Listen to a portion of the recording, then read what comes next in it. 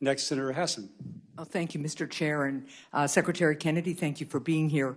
I'd like to start by talking about the current measles outbreak, which I know is a concern for all of us here today. 2 children in Texas have tragically died from measles this year, the first children to die from measles in our country in more than 20 years. Measles is almost completely preventable with the measles vaccine.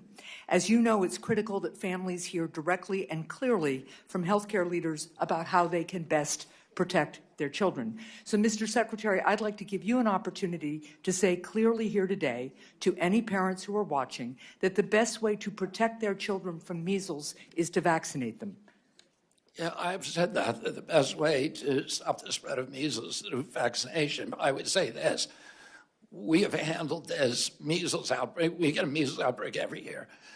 We've handled this measles outbreak better than any other nation. What I was interested in, you can say, what I asked you to do was to say straight to the camera, as you did on social media, that it is your position that the best way for parents to prevent their kids from getting measles is to vaccinate them. And that is your statement today. I said that too. Right? All right. Well, that is great. Thank you.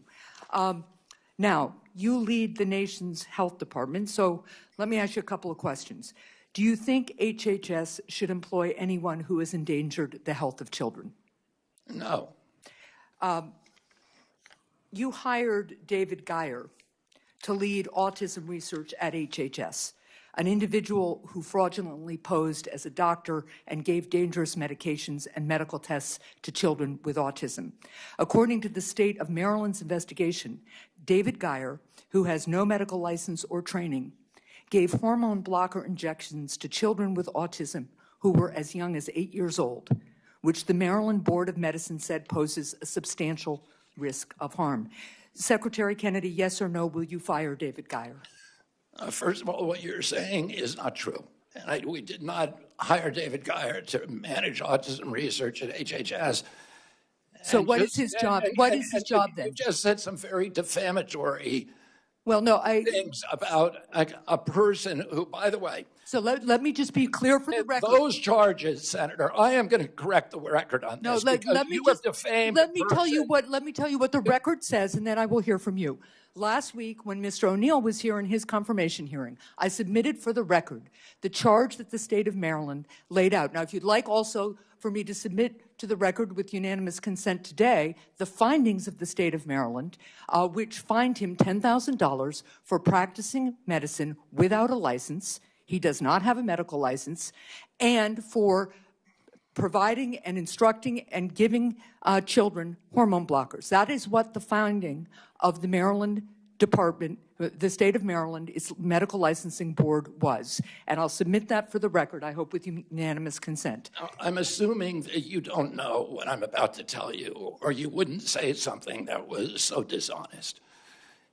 You may or may not know that David Geier sued the American. I do know that. I do know that. That doesn't change the findings, nor does it change the experience of the parents who testified. That finding was reversed by court, and he was awarded $5 million. That is not true. Now let me ask. So I just want confirmation. David Geier is still at HHS.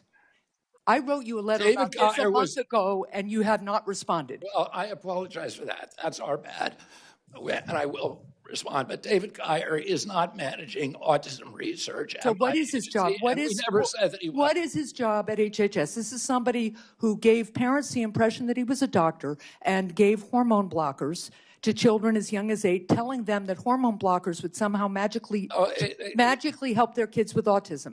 His father His father is a doctor, but he is not. And his father was not in the room and did not, and he faked his father's signature according to the State Board of Medicine. And that ruling was overturned by a court. So what you're saying is just wrong. It's just a lie. And they were actually, the court said that the Maryland Board of Physicians was guilty of actual malice in fabricating those charges against David Geier. Well, we will pursue this. And I will submit for the record. So do you want to know why we brought David Geier in? Sure. Because it wasn't to run autism research. In 2002, the CDC runs a vaccine safety data link, which is supposed to be the vaccine information for the biggest HMOs that are supposed to allow CDC to have a surveillance system for vaccine injury. It's a backstop system. The CDC will not let any physicians in there to look at it or any scientists, independent scientists. He's neither a scientist nor a physician. Right. Congress ordered CDC to open it to the Geiers. So they are the only scientists who have ever been in there. But again, Mr. Geier is not a scientist. Thank you. Independent scientists. Okay, Senator Hessen's time's expired, but before we move on, did you have a unanimous consent request that I heard in there, Senator?